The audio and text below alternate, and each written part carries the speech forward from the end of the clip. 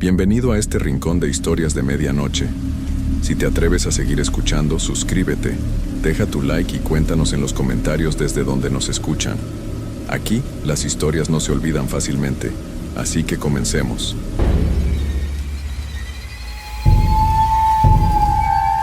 Antes de contarles esta historia, debo decirles que no es algo que inventé. Mi primo me la contó hace años cuando todavía temblaba al recordarla.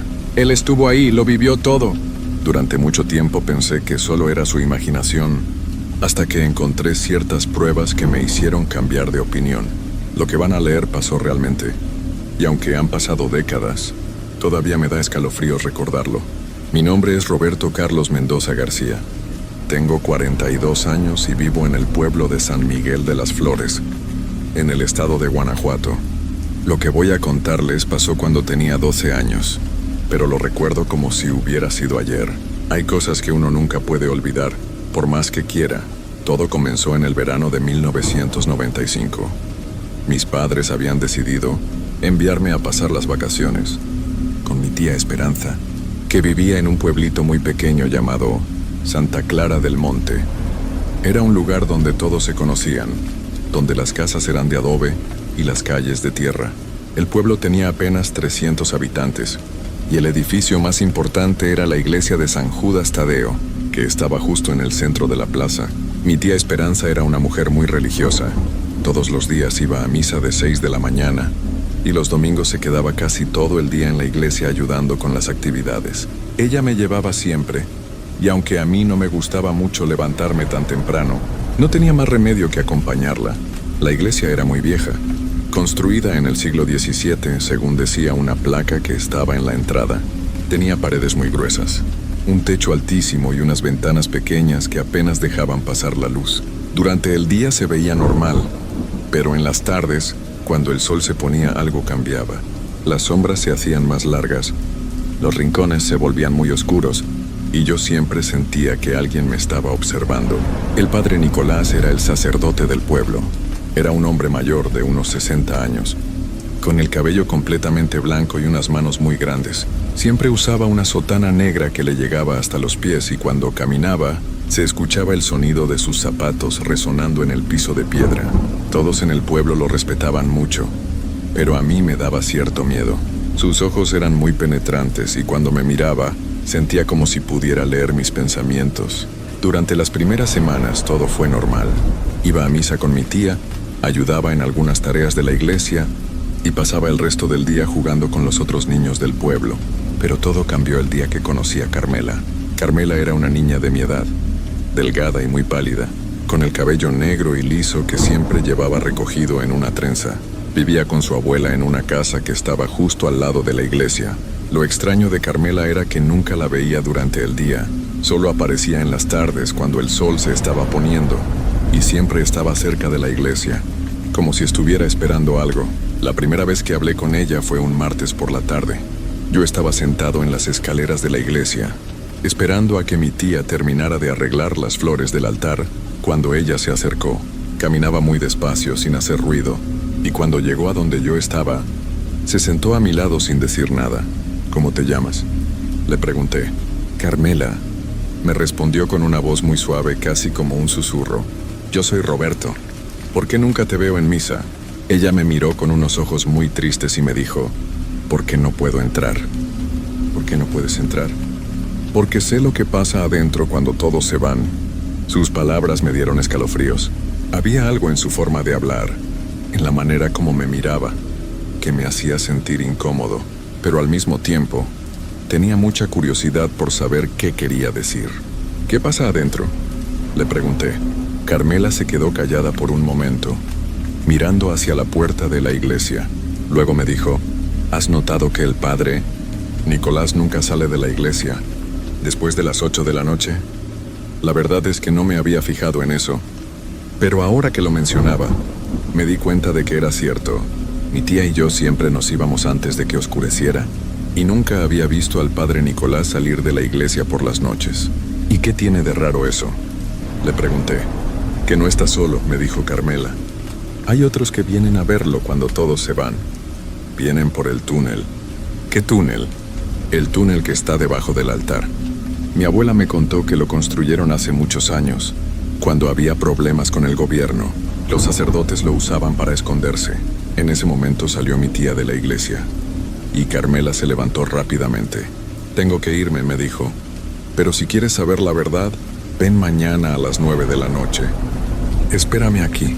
Antes de que pudiera decir algo, ella ya se había ido, caminando hacia su casa con esos pasos tan silenciosos que daban miedo. Esa noche no pude dormir. Las palabras de Carmela se repetían en mi cabeza una y otra vez. ¿Qué había querido decir con eso del túnel? ¿Qué tipo de personas venían a ver al padre Nicolás por las noches? Y sobre todo, ¿por qué Carmela sabía todo eso? Al día siguiente, durante la misa de la mañana, me fijé más en el padre Nicolás. Observé cómo movía las manos cuando daba la bendición, cómo miraba a las personas que estaban en los bancos, cómo hablaba durante el sermón. Había algo diferente en él, algo que antes no había notado. Sus ojos se movían constantemente, como si estuviera buscando algo o a alguien. Y cuando terminó la misa, en lugar de despedirse de la gente como siempre hacía, se fue directo a la sacristía sin decir nada. Durante todo el día estuve pensando en lo que Carmela me había dicho. Parte de mí pensaba que solo estaba inventando historias para asustarme, pero otra parte sentía que había algo de verdad en sus palabras. Decidí que esa noche iría a encontrarme con ella. Tenía que saber qué estaba pasando. Cuando llegaron las 9 de la noche, le dije a mi tía que me sentía un poco mal del estómago y que me iba a acostar temprano. Ella me creyó y se fue a su cuarto. Esperé hasta que escuché que se había dormido, y entonces salí de la casa muy despacio, tratando de no hacer ruido. El pueblo estaba completamente oscuro, no había alumbrado público, y la única luz venía de la luna, que esa noche estaba casi llena. Caminé por las calles de tierra hasta llegar a la plaza, donde estaba la iglesia. Carmela ya me estaba esperando, sentada en las escaleras, como si hubiera estado ahí desde hace horas. Sabía que vendrías, me dijo cuando me vio. ¿Qué vamos a hacer?, le pregunté. Vamos a ver lo que pasa adentro. Pero tienes que prometerme que no vas a hacer ruido, y que si te digo que corramos, lo harás sin preguntar nada. Le prometí que haría lo que me dijera. Carmela se levantó y me hizo una seña para que la siguiera. Caminamos alrededor de la iglesia hasta llegar a la parte de atrás, donde había una puerta pequeña que yo nunca había visto. Esta puerta siempre está cerrada con llave, me dijo Carmela, pero hay una ventana que se puede abrir. Efectivamente, había una ventana muy pequeña, como las que se usaban en los sótanos. Carmela la abrió sin hacer ruido y me dijo que me metiera primero. Era un espacio muy estrecho, pero logré pasar. Cuando estuve adentro, ella me siguió. Estábamos en una habitación muy pequeña y oscura, que olía a humedad y a algo más que no pude identificar. Carmela sacó una linterna pequeña de su bolsillo y la encendió, tapando la luz con su mano para que no se viera mucho. Desde aquí se puede ver todo, me susurró.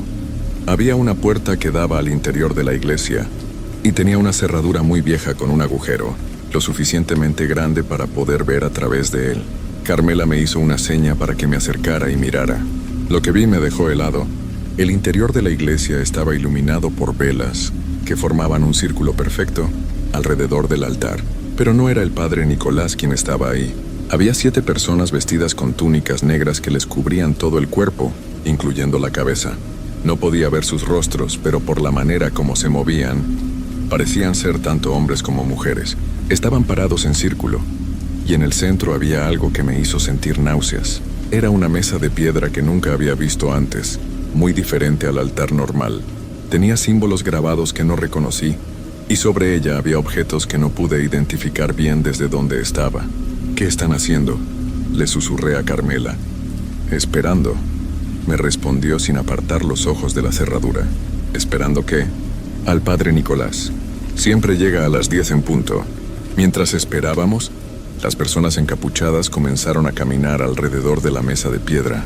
No hablaban, pero se movían todos al mismo tiempo, como si estuvieran siguiendo una música que nosotros no podíamos escuchar. El sonido de sus pasos en el piso de piedra resonaba por toda la iglesia, creando un eco que me ponía los nervios de punta. De repente, escuchamos pasos que venían desde algún lugar debajo de nosotros. Carmela me tocó el brazo y me señaló hacia el altar. Una de las losas de piedra del piso se estaba moviendo, deslizándose hacia un lado como si fuera una puerta. Del agujero que se abrió salió una luz amarillenta, y después apareció el padre Nicolás. Pero no era el mismo padre Nicolás que yo conocía. Este hombre tenía una expresión en el rostro que nunca había visto antes. Sus ojos brillaban de una manera extraña, y sonreía con una sonrisa que me daba terror. También llevaba una túnica negra como los demás, pero la suya tenía bordados dorados que parecían serpientes. «Bienvenidos, hermanos», dijo el padre Nicolás con una voz que sonaba diferente, más grave y profunda. «¿Están listos para continuar con el trabajo?». Los encapuchados se acercaron más al altar, y uno de ellos habló. «Hemos esperado toda la semana, padre. Los preparativos están listos». «Muy bien», dijo el padre Nicolás. «Traigan a los invitados». Dos de los encapuchados se dirigieron hacia el túnel por donde había salido el padre Nicolás. Después de unos minutos regresaron trayendo a 3 personas. Eran hombres mayores que parecían estar muy confundidos y asustados. Tenían los ojos vendados y las manos atadas. «¿Quiénes son?», le pregunté a Carmela en un susurro casi inaudible. «Personas que saben demasiado», me respondió. «Personas que han descubierto cosas que no deberían saber». Mi corazón latía tan fuerte que pensé que todos en la iglesia lo iban a escuchar. Quería salir corriendo de ahí, pero mis piernas no me respondían. Era como si estuviera paralizado por el miedo. El padre Nicolás se acercó a los 3 hombres y les quitó las vendas de los ojos. Cuando pudieron ver dónde estaban, sus rostros se llenaron de terror. Uno de ellos trató de hablar, pero tenía algo en la boca que no le permitía hacerlo. «No se preocupen», les dijo el padre Nicolás con esa sonrisa horrible. «Solo queremos que nos ayuden con algo. Ustedes han estado haciendo preguntas sobre nuestra iglesia, sobre nuestras actividades. Eso no puede continuar». Los encapuchados colocaron a los 3 hombres en diferentes puntos alrededor de la mesa de piedra. Entonces el padre Nicolás sacó un libro muy viejo y grueso de debajo de su túnica. Las páginas eran amarillas y parecían estar a punto de deshacerse. «Hermanos», dijo el padre Nicolás, «hoy completaremos el ritual que comenzamos hace 3 meses. Con estos 3 testigos el pacto quedará sellado para siempre». Comenzó a leer del libro en un idioma que no reconocí. Las palabras sonaban muy antiguas, como si fueran de otro mundo. Mientras leía, los encapuchados comenzaron a moverse otra vez alrededor de la mesa, pero esta vez sus movimientos eran más rápidos y más desesperados. Las velas que estaban en el círculo comenzaron a parpadear. Aunque no había viento adentro de la iglesia, la temperatura del lugar bajó tanto que pude ver mi propio aliento.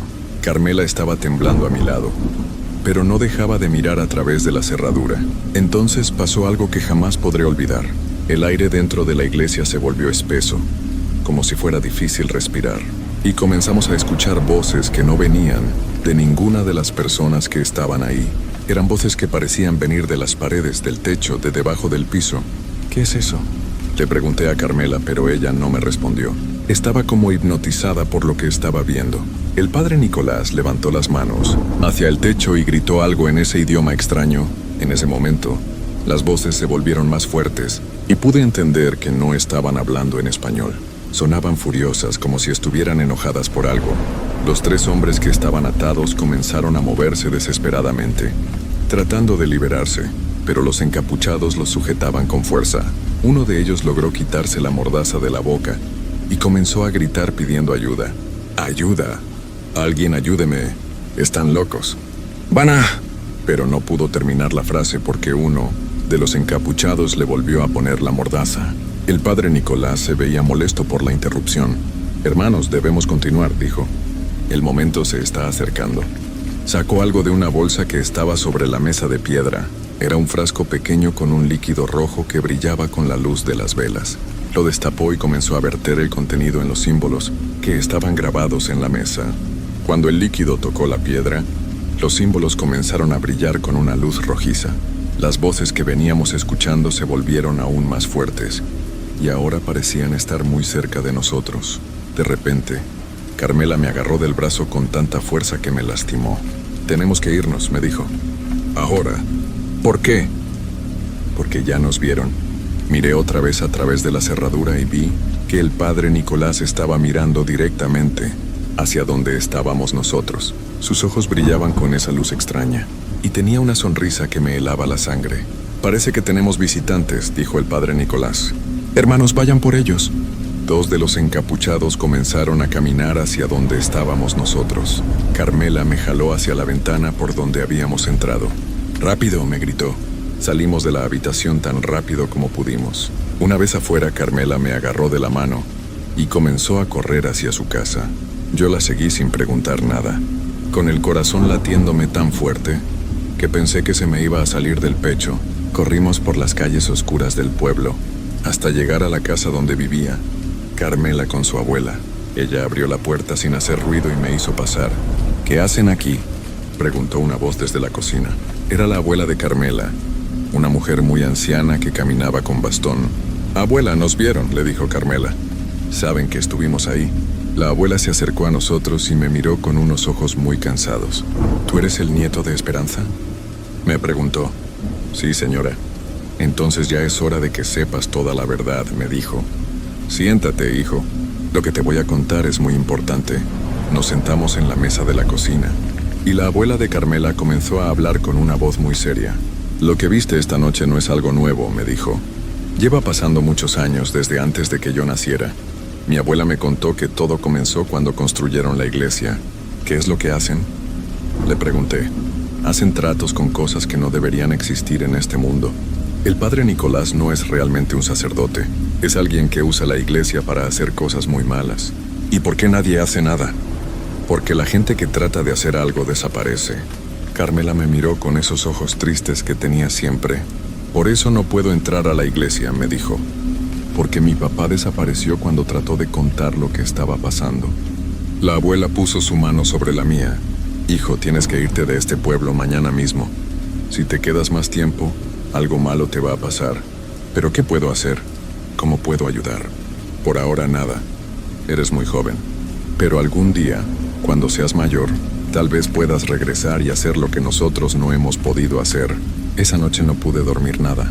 Me quedé despierto pensando en todo lo que había visto, en las voces que habíamos escuchado, en la manera como el padre Nicolás nos había mirado. Sabía que la abuela de Carmela tenía razón. Tenía que irme de ahí lo antes posible. Al día siguiente, le dije a mi tía que me sentía muy mal y que quería regresar a casa con mis padres. Ella se preocupó y decidió llevarme al doctor del pueblo siguiente. Cuando el doctor me revisó, dijo que estaba bien, pero que parecía muy nervioso y asustado. «Tal vez es mejor que regrese con sus padres», le dijo a mi tía. «A veces los niños se sienten mejor en su casa». Esa misma tarde mi tía me llevó a la estación de autobuses. Antes de irme, fui a despedirme de Carmela y su abuela. Ellas me estaban esperando en su casa. «¿Vas a volver?», me preguntó Carmela. «Algún día», le dije. «Cuando sea grande voy a volver para ayudarlos». La abuela me dio un abrazo y me dijo: «Cuídate mucho, hijo. Y recuerda, nunca le digas a nadie lo que viste aquí. Todavía no es el momento». Subí al autobús y me despedí de ellas por la ventana.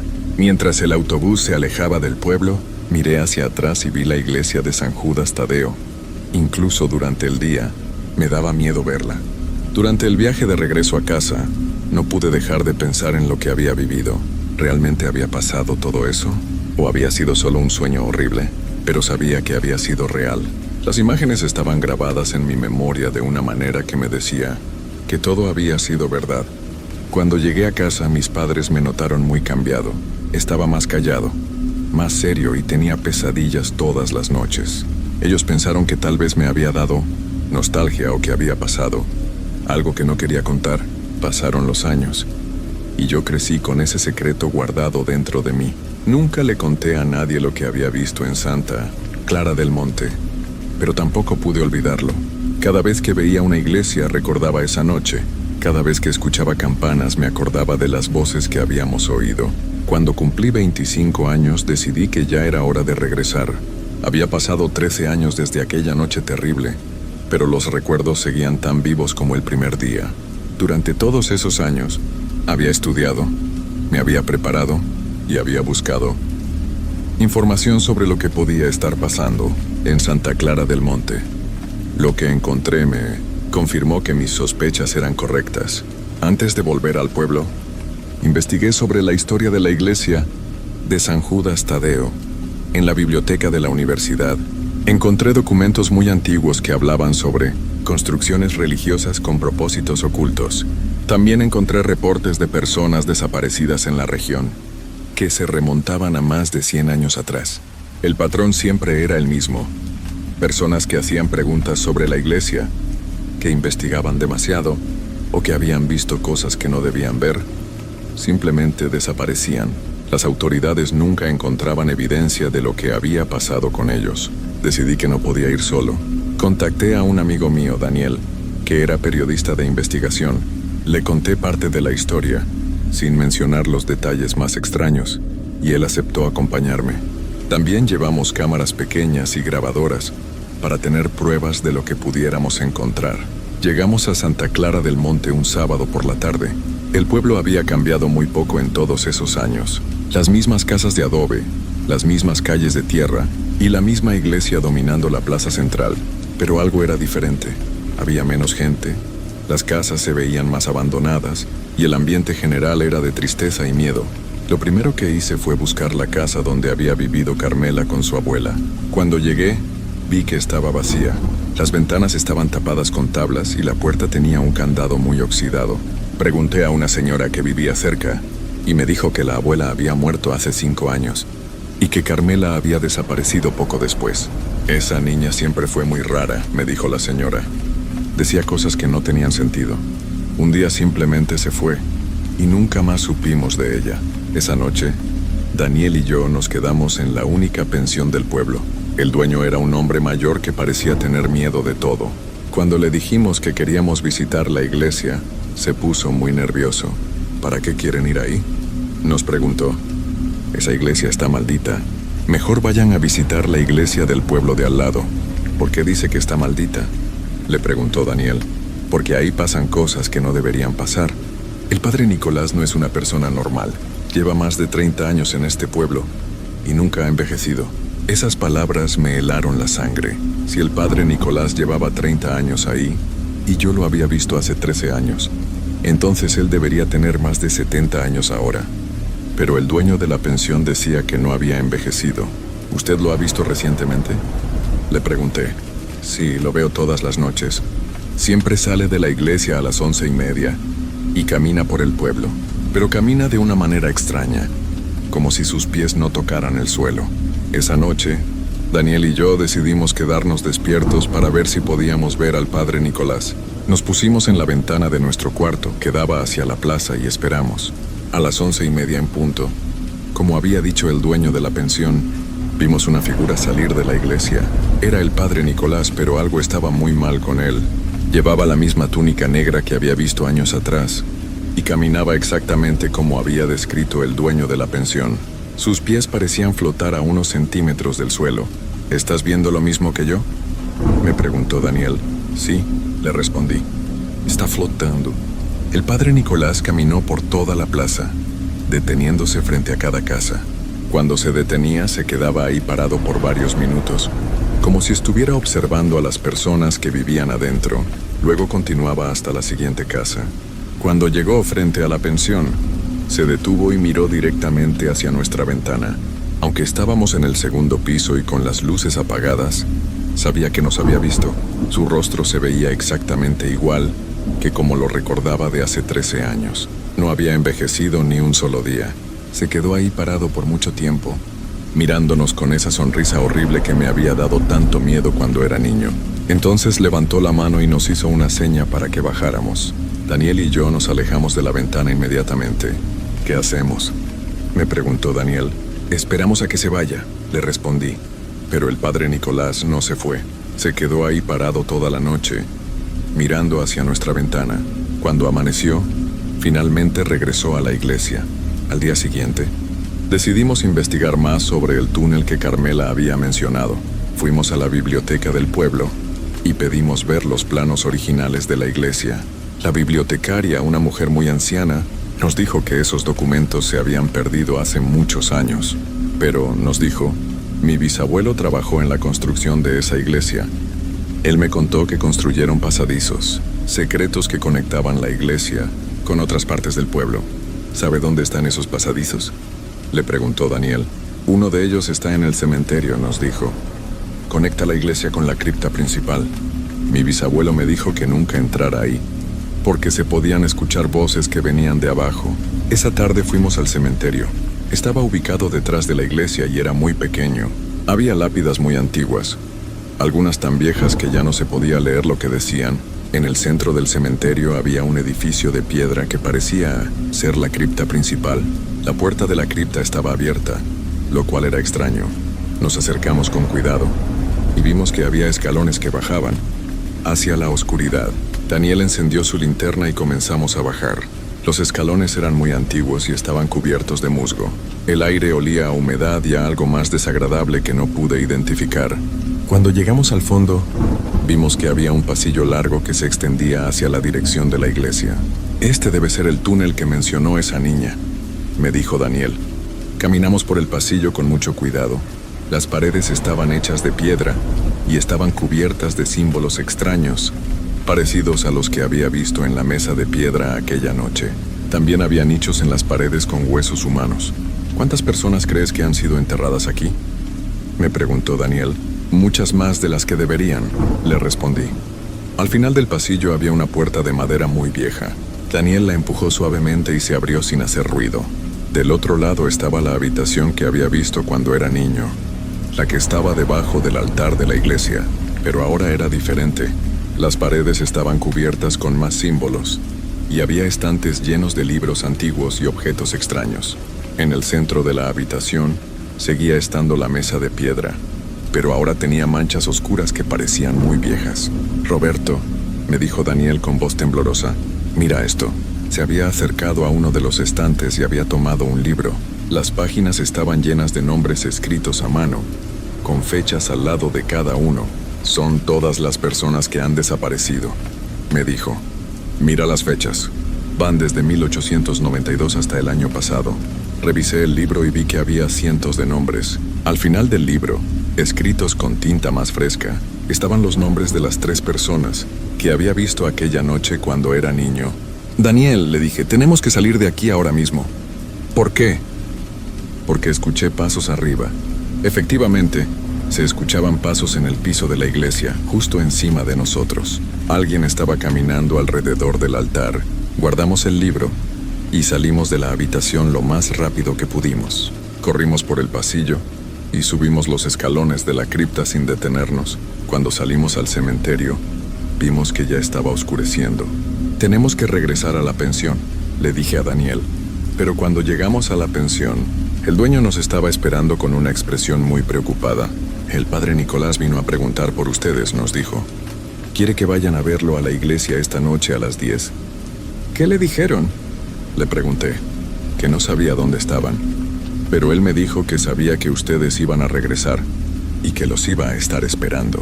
Daniel y yo nos miramos. Sabíamos que no podíamos evitar el encuentro para siempre. Habíamos venido hasta ahí para descubrir la verdad y ahora teníamos que enfrentarla. ¿Qué hacemos?, me preguntó Daniel. Vamos, le dije. Pero primero vamos a dejar las grabadoras funcionando aquí, por si algo nos pasa. A las 10 de la noche fuimos hacia la iglesia. Las puertas estaban abiertas y adentro había velas encendidas como aquella noche de hace 13 años. El padre Nicolás estaba parado frente al altar esperándonos.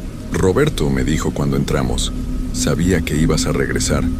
Te he estado esperando todos estos años. ¿Qué quiere de nosotros?, le preguntó Daniel. De él nada, dijo el padre Nicolás señalando a Daniel. Pero Roberto, él vio algo que no debía ver y ahora tiene que pagar por eso. ¿Pagar cómo?, le pregunté. Uniéndose a nosotros, convirtiéndose en parte de nuestro trabajo. En ese momento, las puertas de la iglesia se cerraron de golpe. Vimos que había más personas encapuchadas saliendo de las sombras. Eran las mismas figuras que había visto cuando era niño, pero ahora había más. ¿Qué les pasó a todas las personas del libro?, le pregunté. Se convirtieron en parte de algo más grande, me respondió. Algo que ha existido desde antes de que se construyera esta iglesia. Algo que va a existir mucho después de que este pueblo desaparezca. Daniel sacó su cámara y comenzó a grabar. En cuanto lo hizo, todos los encapuchados se giraron hacia él. Ese no estaba en nuestros planes, dijo el padre Nicolás. Pero supongo que ahora los dos se van a quedar con nosotros. Las figuras encapuchadas comenzaron a acercarse hacia nosotros, pero justo en ese momento, escuchamos una voz que venía de la entrada de la iglesia. «Padre Nicolás». Todos se giraron hacia la puerta. Era Carmela. Pero no era la niña que yo recordaba. Era una mujer adulta, vestida completamente de blanco, y había algo diferente en ella. Parecía brillar con una luz suave. «Carmela», dijo el padre Nicolás, «creí que ya te habíamos perdido». «No pueden perdernos a todos», dijo Carmela, «y no pueden quedarse con él». Señaló hacia mí. «Él tiene que contar la verdad. Es la única manera de que esto termine». En ese momento las velas se apagaron todas al mismo tiempo. La iglesia se llenó de un viento helado y comenzamos a escuchar las mismas voces que había oído cuando era niño. «¡Corran!», gritó Carmela. Daniel y yo corrimos hacia la puerta, pero estaba cerrada. Carmela se acercó y la tocó con su mano. La puerta se abrió inmediatamente. «Vayan al autobús», nos gritó. «Salgan del pueblo ahora mismo». Corrimos hacia la estación de autobuses sin mirar atrás. Había un autobús que salía para la capital a las 11 de la noche. Subimos justo cuando estaba a punto de partir. Durante todo el viaje, Daniel y yo no dijimos nada. Estábamos en shock por lo que había pasado. Cuando llegamos a la capital, fuimos directamente a la oficina de Daniel y revisamos todo lo que habíamos grabado. Las grabadoras habían capturado todo. Las voces, los sonidos extraños, las conversaciones. También teníamos fotos del libro con todos los nombres. «¿Qué vamos a hacer con esto?», me preguntó Daniel. «Vamos a contar la verdad», le dije. Es lo que Carmela quería que hiciéramos. Daniel escribió un artículo completo sobre lo que había pasado en Santa Clara del Monte. Lo publicó en un periódico nacional, junto con todas las evidencias que habíamos recopilado. El artículo causó mucha controversia. Algunas personas dijeron que todo era inventado, que éramos unos mentirosos que querían hacerse famosos, pero otras personas comenzaron a contar historias similares sobre iglesias en otros pueblos pequeños. 2 semanas después de que se publicara el artículo, las autoridades fueron a investigar Santa Clara del Monte. Encontraron el pueblo completamente abandonado. Todas las casas estaban vacías.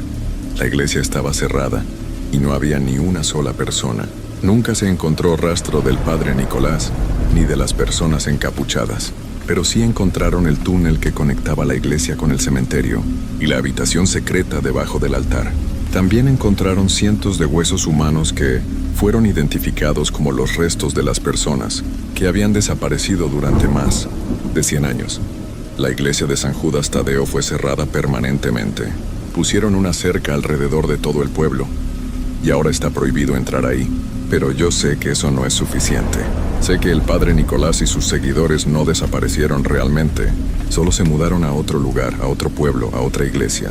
Y están esperando a que la gente se olvide de lo que pasó en Santa Clara del Monte. Por eso estoy contando esta historia, para que la gente sepa que estas cosas pasan realmente. Para que estén alerta cuando vean algo extraño en su iglesia, cuando noten que el sacerdote se comporta de manera rara, cuando escuchen voces que no deberían estar ahí. Y para que sepan que si ven algo que no deberían ver, tienen que ser muy cuidadosos. Porque hay cosas en este mundo que prefieren mantenerse ocultas y harán cualquier cosa para proteger sus secretos. A veces cuando camino por la calle y veo una iglesia, todavía siento escalofríos. Me pregunto si adentro hay personas normales rezando, o si hay algo más oscuro esperando en las sombras. Y cuando escucho campanas por la noche, recuerdo las voces que escuché en Santa Clara del Monte, y me pregunto si Carmela está todavía ahí, tratando de ayudar a otras personas a escapar. Esta historia es verdad. Todo lo que les he contado pasó realmente. Y aunque han pasado ya muchos años, sigo teniendo pesadillas sobre aquella noche cuando era niño, cuando descubrí que hay secretos que es mejor no conocer. Pero también sé que contar la verdad era lo correcto, porque la gente tiene derecho a saber lo que está pasando en su propio pueblo, en su propia iglesia. Y si algún día ustedes se encuentran en una situación similar, recuerden esta historia. Recuerden que no están solos, que hay otras personas que han pasado por lo mismo. Y recuerden que a veces, la única manera de vencer la oscuridad es con la luz de la verdad.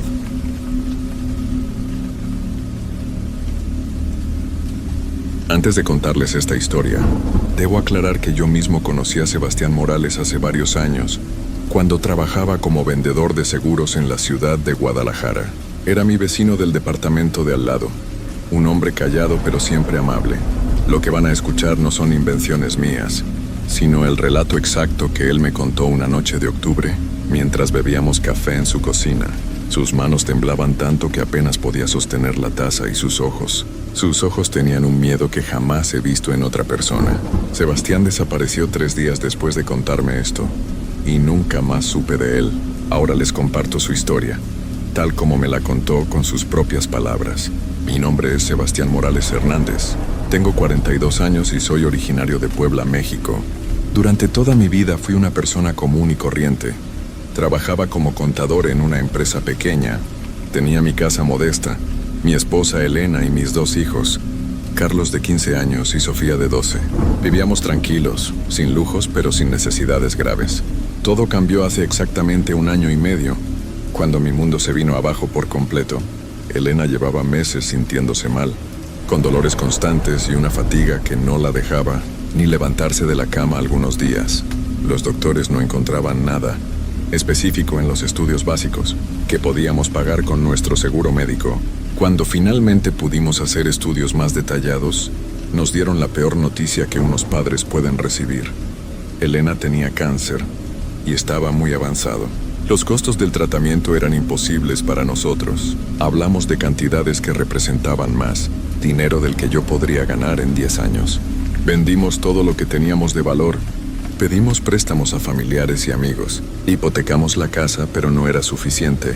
Cada día que pasaba, Elena se veía más débil, más pálida, más lejos de nosotros. Una noche, después de que los niños se durmieran, Elena me tomó de la mano con las pocas fuerzas que le quedaban. «Sebastián», me dijo con voz apenas audible, «no gastes más dinero en mí. Los niños necesitan que los cuides. Necesitan un futuro. Yo ya estoy en paz con lo que me está pasando». Pero yo no podía aceptarlo. No podía dejar que se fuera así, sin luchar hasta el final. Fue entonces cuando recordé las historias que mi abuela me contaba cuando era niño, sobre personas desesperadas que hacían tratos especiales para obtener lo que más necesitaban. Siempre pensé que eran solo cuentos para asustar a los niños, pero esa noche, con Elena durmiendo a mi lado respirando con dificultad, empecé a considerar que tal vez había algo de verdad en esas historias. Mi abuela decía que cuando alguien estaba verdaderamente desesperado, cuando había agotado todas las opciones normales, podía invocar a ciertas fuerzas que estaban dispuestas a hacer intercambios. Pero todo tiene un precio. Sebastián me advertía siempre, y algunos precios son más altos de lo que una persona puede imaginar. Durante días estuve pensando en esto, luchando conmigo mismo. ¿Realmente estaba considerando hacer algo así? ¿Qué clase de padre era si no intentaba absolutamente todo por salvar a la madre de mis hijos? El tiempo se agotaba rápidamente. Elena cada día estaba peor, y los doctores ya no ocultaban su preocupación cuando hablaban conmigo. Una noche de viernes, cuando Elena tuvo una crisis especialmente mala y tuvimos que llevarla de urgencia al hospital, tomé mi decisión. Los médicos me dijeron que tal vez no pasara de esa noche. Me quedé en la sala de espera hasta las 3 de la madrugada, viendo a través de la ventana cómo Elena luchaba por cada respiración. Salí del hospital y manejé hasta un lugar que conocía desde niño, un terreno baldío en las afueras de la ciudad, donde había una construcción abandonada. Era un lugar que siempre me había dado escalofríos, pero mi abuela me había dicho que lugares así eran perfectos para este tipo de encuentros. Me senté en el suelo frío y comencé a hablar en voz alta, sintiéndome ridículo pero completamente desesperado. Si hay alguien ahí que pueda escucharme, dije, necesito ayuda. Mi esposa se está muriendo y yo haré cualquier cosa. Pagaré cualquier precio por salvarla. Por favor, si existe alguna forma, muéstrenme el camino. Al principio no pasó nada. El viento sopló entre las ruinas. Escuché algunos ruidos de animales nocturnos, pero nada más. Estuve ahí casi 1 hora, repitiendo mi petición una y otra vez, sintiendo cada vez más tonto pero sin poder irme. Entonces, cuando ya estaba a punto de rendirme y aceptar que había perdido la razón, escuché una voz. No era exactamente una voz que pudiera describir con palabras normales. Era como si alguien estuviera hablando directamente dentro de mi cabeza, pero al mismo tiempo podía escucharla con mis oídos. Era una voz suave, casi amigable, pero había algo en ella que me hizo sentir un frío profundo en todo el cuerpo. Sebastián Morales, dijo la voz, y el hecho de que supiera mi nombre me hizo saltar del susto. He escuchado tu petición. Es admirable la devoción que sientes por tu esposa. Muy pocas personas en este mundo están dispuestas a sacrificar tanto por amor. Miré alrededor buscando de dónde venía la voz, pero no pude ver a nadie. La luna estaba brillante esa noche, iluminando claramente todo el terreno baldío, pero yo estaba completamente solo. ¿Quién eres?, pregunté con voz temblorosa. ¿Puedes realmente ayudar a Elena? Puedo hacer mucho más que ayudarla, respondió la voz con un tono que parecía divertido. Puedo curarla completamente esta misma noche. Cuando regreses al hospital, los doctores estarán sorprendidos por su mejora repentina.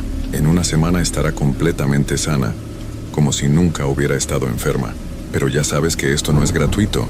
Mi corazón empezó a latir tan fuerte que pensé que se me saldría del pecho. ¿Qué quieres a cambio?, pregunté, aunque parte de mí ya sabía la respuesta. Tu alma, por supuesto, dijo la voz con naturalidad, como si estuviera pidiendo que le prestara dinero. Pero no te preocupes, no la tomaré inmediatamente. Tendrás exactamente 10 años para disfrutar con tu familia. 10 años de felicidad completa, de prosperidad, de ver crecer a tus hijos sanos y fuertes. Al final de esos 10 años vendré por ti y cumplirás tu parte del trato. ¿10 años? Repetí tratando de procesar lo que estaba escuchando. ¿Y después qué me pasará? Después vendrás conmigo, respondió simplemente. Pero piénsalo, Sebastián. 10 años maravillosos con Elena sana, viendo a Carlos graduarse de la universidad, viendo a Sofía convertirse en una mujer hermosa. 10 años que no tendría si Elena muere esta noche. ¿No vale la pena ese tiempo? Pensé en Elena en el hospital luchando por respirar. Pensé en mis hijos, que podrían quedarse huérfanos de madre antes del amanecer. Pensé en todos los planes que habíamos hecho juntos, todos los sueños que se estaban muriendo junto con ella. ¿Cómo sé que realmente puedes curarla?, pregunté. Muy simple, dijo la voz. Acepta el trato ahora, y cuando llegues al hospital Elena estará despierta, sonriendo y pidiendo de comer. Los doctores no entenderán qué pasó, pero no importará. Ella estará completamente curada. Las lágrimas comenzaron a correr por mis mejillas. Sabía que lo que estaba haciendo estaba mal, pero no podía dejar morir a Elena. No podía. Acepto, susurré. Acepto el trato. Excelente, dijo la voz y ahora sonaba claramente complacida. El trato está hecho, Sebastián Morales. 10 años exactos a partir de este momento. Disfrútalos. De repente sentí como si una corriente eléctrica recorriera todo mi cuerpo. El aire se volvió más frío, más denso. Y por un momento tuve la sensación de que había algo más en ese lugar conmigo. Algo que no podía ver, pero que definitivamente estaba ahí. Luego, tan repentinamente como había comenzado, todo volvió a la normalidad. Corrí de vuelta al auto y manejé al hospital más rápido de lo que había manejado en mi vida.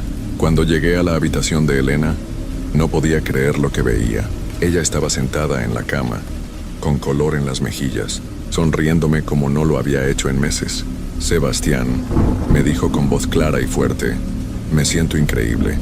No sé qué pasó, pero todos los dolores desaparecieron. Tengo hambre, mucha hambre. ¿Puedes conseguirme algo de comer? Los doctores llegaron corriendo cuando les avisé que Elena había despertado.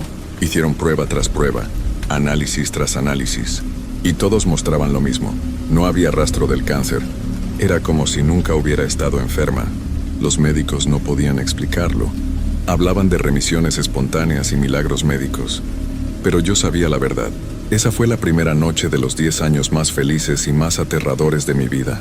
Los primeros meses después del milagro de Elena fueron como un sueño.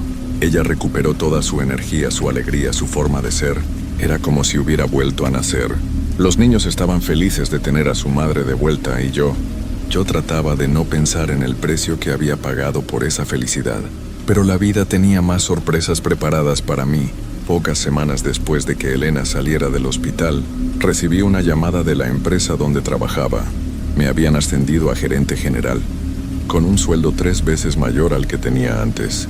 Cuando pregunté por qué me habían elegido, mi jefe me dijo que había sido una decisión unánime de la junta directiva, que siempre habían reconocido mi potencial especial. Los meses siguientes fueron una serie continua de golpes de suerte. Gané la lotería menor 2 veces seguidas. Encontré una casa hermosa en venta a un precio ridículamente bajo porque los dueños necesitaban vender rápido. Y hasta mi auto viejo, que estaba a punto de descomponerse, comenzó a funcionar como nuevo sin ninguna reparación. Carlos empezó a destacar en la escuela como nunca antes. Sus calificaciones mejoraron, tanto que le ofrecieron una beca completa para estudiar en una preparatoria privada, muy prestigiosa. Sofía desarrolló un talento increíble para la música y comenzó a tocar el piano de una forma que sorprendía a todos sus maestros. Elena y yo renovamos nuestros votos matrimoniales en una ceremonia pequeña pero hermosa. Esa noche, mientras bailábamos en nuestro jardín bajo las estrellas, ella me susurró al oído: siento como si hubiéramos recibido una segunda oportunidad en la vida, Sebastián, como si alguien nos hubiera dado un regalo increíble. Yo sonreí y la abracé más fuerte, pero por dentro sentía un frío terrible, porque sabía exactamente qué tipo de regalo era, y sabía que algún día tendría que pagarlo. Los años pasaron volando. Vimos a Carlos graduarse de la preparatoria con honores y entrar a estudiar medicina en la universidad. Sofía ganó varios concursos de piano y comenzó a dar pequeños conciertos. Elena abrió su propia tienda de ropa, algo que siempre había soñado hacer. Yo fui ascendido nuevamente y ahora dirigía toda la región del país para mi empresa. Desde afuera éramos la familia perfecta. Teníamos dinero, salud, éxito, amor. Pero yo llevaba una cuenta regresiva constante en mi cabeza. 8 años, 7 años, 6 años. Cada cumpleaños, cada Navidad, cada momento especial estaba teñido por la sombra de lo que se acercaba. Traté de no pensar en ello, de vivir el momento, pero era imposible. Comencé a tener pesadillas frecuentes. Soñaba con voces que me llamaban desde lugares oscuros, con sombras que me seguían por la casa, con una presencia que me observaba constantemente. Elena notó mi nerviosismo y me sugirió que fuera al doctor, que tal vez necesitaba medicamentos para la ansiedad. Cuando quedaban 5 años, empecé a buscar formas de romper el pacto. Fui con sacerdotes, con curanderos, con personas que decían conocer sobre estos temas. Todos me dieron la misma respuesta. Un pacto como el que había hecho no se podía romper. Las fuerzas con las que trataste no rompen sus acuerdos, me dijo un viejo sacerdote. Lo único que puedes hacer es preparar tu alma y hacer las paces con tu decisión. Pero yo no podía hacer las paces. Cada día que pasaba, cada momento feliz con mi familia, me hacía más consciente de lo que perdería. Comencé a alejarme emocionalmente de Elena y los niños, pensando que tal vez sería más fácil para ellos si yo no estaba tan presente en sus vidas. Elena se dio cuenta de mi cambio. Una noche me confrontó directamente. Sebastián, ¿qué te está pasando? Desde hace años actúas como si fueras a morirte mañana. Vives cada día como si fuera el último, pero no de una forma bonita, sino con terror. ¿Qué es lo que no me estás diciendo? Estuve a punto de contarle todo esa noche. Las palabras estaban en mi garganta, listas para salir, pero cuando vi sus ojos llenos de amor y preocupación, no pude hacerlo. No podía decirle que su vida, que la felicidad de nuestros hijos, que todo lo que habíamos construido juntos, había sido comprado con mi alma. Cuando quedaban 3 años, las cosas comenzaron a cambiar. Empecé a ver sombras en lugares donde no debería haberlas. A veces, cuando estaba solo en mi oficina, escuchaba susurros que venían de las esquinas del cuarto. Mi reflejo en el espejo a veces parecía diferente. Más delgado, más pálido, con ojos que no parecían míos. Una noche, mientras toda la familia dormía, escuché pasos en el jardín. Me asomé por la ventana y vi una figura alta y delgada caminando entre los árboles. No podía distinguir si era hombre o mujer, pero había algo en la forma en que se movía que me hizo sentir un terror profundo. La figura se detuvo justo debajo de mi ventana y levantó la cabeza hacia mí. Aunque no podía ver su rostro claramente, supe que me estaba sonriendo. 2 años, 10 meses y 16 días. Escuché la voz familiar susurrando en mi cabeza. El tiempo pasa rápido cuando uno es feliz, ¿no es cierto, Sebastián? A partir de esa noche, las visitas se volvieron más frecuentes. La figura aparecía en diferentes lugares. En el estacionamiento de mi oficina, en la esquina cerca de la escuela de Sofía, en el café donde Elena y yo desayunábamos los domingos. Nunca se acercaba directamente, pero siempre estaba ahí, recordándome el trato que habíamos hecho. Cuando quedaba exactamente 1 año, la presencia se volvió constante. Ya no solo la veía de noche, sino también durante el día. A veces Elena me preguntaba por qué me quedaba viendo hacia lugares vacíos, por qué me ponía nervioso sin razón aparente. Yo inventaba excusas sobre el estrés del trabajo, pero la verdad era que sabía que él estaba ahí, esperando, contando los días junto conmigo. Los últimos meses fueron una tortura. Cada conversación con Elena se sentía como una despedida. Cada abrazo de mis hijos me partía el corazón. Carlos había conocido a una chica maravillosa en la universidad que hablaba de casarse después de graduarse. Sofía había sido aceptada en un conservatorio de música en Europa. Elena había expandido su negocio y ahora tenía 3 tiendas. Todo lo que habíamos soñado se estaba volviendo realidad, pero yo no estaría ahí para verlo completamente. El peso de esa realidad era casi insoportable. Una semana antes de que se cumpliera el plazo, decidí hacer algo que había estado posponiendo: escribir cartas para mi familia. Quería explicarles todo, contarles la verdad sobre lo que había hecho y por qué lo había hecho. Quería que supieran que cada segundo de felicidad que habíamos compartido había valido la pena, el precio que tuve que pagar. Pero cuando traté de escribir las palabras, algo extraño pasó.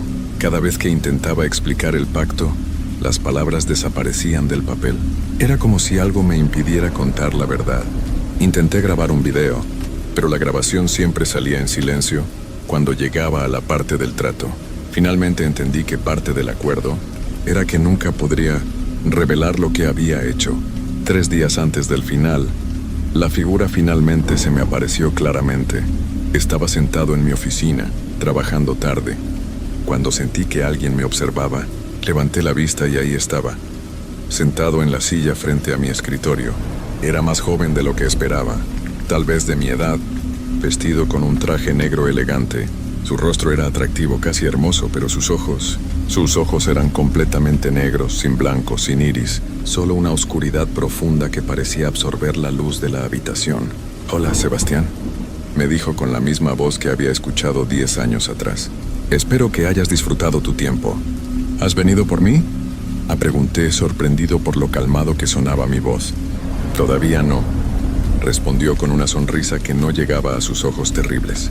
«Pero pronto. Solo quería visitarte, ver cómo estabas manejando estos últimos días. Debo admitir que me impresiona tu fortaleza. La mayoría de las personas que hacen tratos conmigo se vuelven locas, mucho antes de que llegue el momento de pagar». «¿Qué va a pasar con mi familia cuando yo me vaya?», pregunté. «Nada malo», respondió, recostándose en la silla como si fuéramos viejos amigos conversando. «Ellos seguirán teniendo las bendiciones que les di. Elena seguirá sana. Tus hijos seguirán siendo exitosos. Ese fue parte del trato, ¿recuerdas? 10 años de felicidad para ellos también. ¿Y después de los 10 años? Después de los 10 años seguirán siendo lo que son. Una familia normal, con altas y bajas como cualquier otra. Pero los cimientos que construimos juntos durante estos años los mantendrán fuertes». Se levantó de la silla y caminó hacia la ventana. «Sabes, Sebastián, no todos los tratos que hago son por amor. La mayoría son por codicia, por venganza, por poder. Es refrescante trabajar con alguien que realmente se sacrificó por otros». «¿Eso hace alguna diferencia?», pregunté con una pequeña esperanza. Se volteó hacia mí y por primera vez su sonrisa parecía genuina. «Tal vez. Supongo que lo averiguaremos muy pronto». Y con eso desapareció, dejándome solo en mi oficina con el sonido de mi corazón latiendo fuertemente y la certeza de que solo me quedaban 3 días más con las personas que amaba. Los últimos 3 días los viví como si fueran los más preciosos de mi existencia. Me levanté temprano cada mañana para ver a Elena preparar el desayuno, memorizando cada gesto, cada sonrisa. Acompañé a Sofía a su clase de piano y me quedé escuchando toda la lección, grabando mentalmente cada nota que tocaba. Llamé a Carlos y tuvimos la conversación más larga que habíamos tenido en años sobre sus planes de futuro, sus sueños, sus miedos. Elena notó mi comportamiento extraño. «Estás actuando como si te fueras a ir de viaje por mucho tiempo», me dijo el segundo día. «¿Hay algo de trabajo que no me has contado? Solo quiero aprovechar bien el tiempo que tenemos juntos». Le respondí abrazándola fuerte. A veces uno no se da cuenta de lo valioso que es cada momento hasta que ¿qué?, preguntó separándose para mirarme a los ojos. «Hasta que se da cuenta de que nada dura para siempre», terminé la frase. La noche del último día, preparé una cena especial para toda la familia. Carlos había venido desde la universidad. Sofía había cancelado sus clases de música y Elena había cerrado la tienda temprano. Cocinamos juntos, reímos, recordamos historias de cuando los niños eran pequeños. Era exactamente como siempre había soñado que sería una noche perfecta en familia. Después de la cena, Elena puso música y bailamos en la sala como habíamos hecho el día que renovamos nuestros votos. Carlos y Sofía se unieron y por un momento bailando ahí con las 3 personas que más amaba en el mundo. Casi pude olvidar lo que me esperaba en pocas horas. Cuando llegó el momento de dormir, acompañé a cada uno de mis hijos a sus habitaciones, algo que no había hecho desde que eran pequeños. Le dije a Carlos lo orgulloso que estaba de él, de cómo se había convertido en un hombre íntegro y bondadoso. A Sofía le dije que su música era lo más hermoso que había escuchado en mi vida y que sabía que llegaría muy lejos con su talento. Con Elena me quedé despierto hasta muy tarde, simplemente abrazándola, sintiendo su respiración, escuchando los latidos de su corazón. Ella se durmió en mis brazos y yo me quedé ahí, memorizando la sensación de tenerla cerca, sabiendo que era la última vez. A las 3 de la madrugada, exactamente 10 años después de haber hecho el pacto, sentí una presencia en la habitación. Elena siguió durmiendo profundamente, como si algo la mantuviera en un sueño del que no podía despertar. Me levanté con cuidado y ahí estaba él, parado junto a la ventana. «Es hora, Sebastián», me dijo con voz suave. «Lo sé», respondí. «Solo. ¿Puedo despedirme de ellos?» «Ya te despediste», dijo, y tenía razón. Había pasado los últimos días diciendo adiós, sin que ellos lo supieran. «¿Va a dolerles mi ausencia?», pregunté. «Al principio sí», admitió. «Pero con el tiempo el dolor se convertirá en hermosos recuerdos. Elena encontrará la paz sabiendo que vivieron 10 años increíbles juntos. Tus hijos crecerán fuertes y exitosos, llevando contigo las lecciones que les enseñaste». Miré una última vez a Elena durmiendo. Le di un beso suave en la frente y susurré: «Gracias por los años más felices de mi vida». «Vámonos», dije, volteando hacia él. «Antes de irnos», dijo, «tengo una pregunta para ti. ¿En estos 10 años alguna vez te arrepentiste del trato que hicimos?». Lo pensé cuidadosamente antes de responder. Tuve miedo, muchísimo miedo. Estuve angustiado casi todos los días pensando en este momento, pero arrepentirme, no. Si tuviera que volver a tomar la decisión, sabiendo todo lo que sé ahora, la tomaría igual. Elena tuvo 10 años más de vida. Mis hijos tuvieron a su madre durante los años más importantes de su desarrollo, y yo tuve 10 años de amor perfecto. Él asintió lentamente, como si mi respuesta hubiera confirmado algo que ya sabía. «Esa es exactamente la respuesta que esperaba de ti». «¿Qué va a pasar conmigo ahora?», pregunté. «Ven conmigo y lo verás», dijo, extendiendo su mano. Tomé su mano, que estaba sorprendentemente tibia, y de repente ya no estábamos en mi habitación. Estábamos parados en un lugar que no puedo describir con palabras. No era oscuro como había imaginado, sino más bien como un espacio entre espacios, donde el tiempo parecía no existir. «Sebastián», me dijo, «durante 10 años observé tu vida. Vi cómo usaste el tiempo que te di. No lo desperdiciaste en lujos vacíos o placeres egoístas. Cada día lo dedicaste a amar a tu familia, a ser mejor padre, mejor esposo. Usaste tu prosperidad para ayudar a otros, incluso sabiendo el precio que pagarías. Nunca dejaste que el miedo te convirtiera en una persona amarga». «¿Qué quieres decir?», pregunté confundido. «Quiero decir que muy pocas almas que vienen conmigo han demostrado tanta pureza de corazón. La mayoría de las personas que hacen tratos conmigo lo hacen por razones egoístas. Tú eres diferente».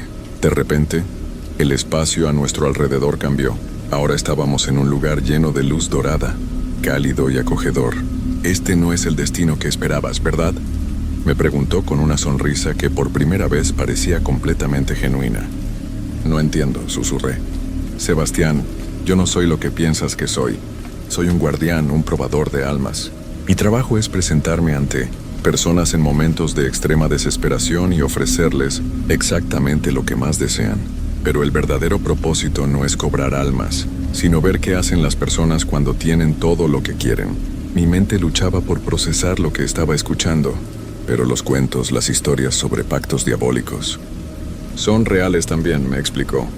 Hay fuerzas oscuras que hacen esos tratos, pero también existimos nosotros, que buscamos almas que merezcan ser recompensadas por su capacidad de amar sin condiciones. «Entonces, ¿qué me va a pasar?». «Vas a regresar, Sebastián. Vas a despertar en tu cama junto a Elena. Pero esta vez no habrá límite de tiempo. El milagro de la salud de tu esposa será permanente. Tu familia seguirá siendo próspera y tú vivirás una vida larga y feliz, sabiendo que pasaste la prueba más difícil que existe, la de un amor completamente desinteresado. No podía creer lo que estaba escuchando. ¿Esto es real? ¿No es una ilusión antes de lo que sea que me iba a pasar? Es completamente real, me aseguró. Pero hay una condición. Nunca podrás contar esta historia completa a nadie, excepto... Hizo una pausa y sonrió. Excepto a una persona. Cuando llegue el momento adecuado.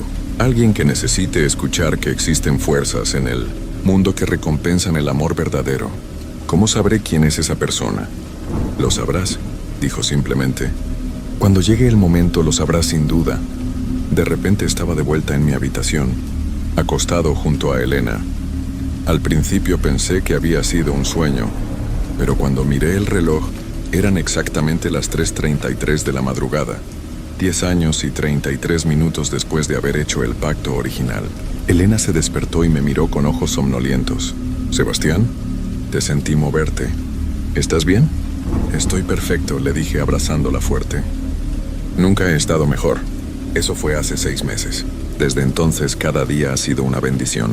Elena sigue completamente sana. Carlos se graduó con honores y ya empezó su residencia médica. Sofía fue aceptada en el conservatorio de sus sueños en Viena. Mi negocio sigue creciendo. Pero más importante que eso, nuestra familia es más unida que nunca. Algunas noches cuando estoy solo, pienso en esa experiencia y me pregunto si realmente pasó. Pero entonces recuerdo las palabras del guardián sobre contar la historia a la persona correcta, en el momento adecuado, y sé que todo fue real. Por eso te estoy contando esto a ti, mi vecino, mi amigo, porque anoche, cuando me contaste sobre tu hermana y su enfermedad, cuando vi la desesperación en tus ojos, supe que había llegado el momento de compartir mi historia. No te estoy diciendo que hagas lo que yo hice, pero sí te estoy diciendo que a veces, cuando parece que no hay esperanza, cuando has agotado todas las opciones normales, existen fuerzas en el mundo que responden al amor verdadero y al sacrificio desinteresado. Solo recuerda esto.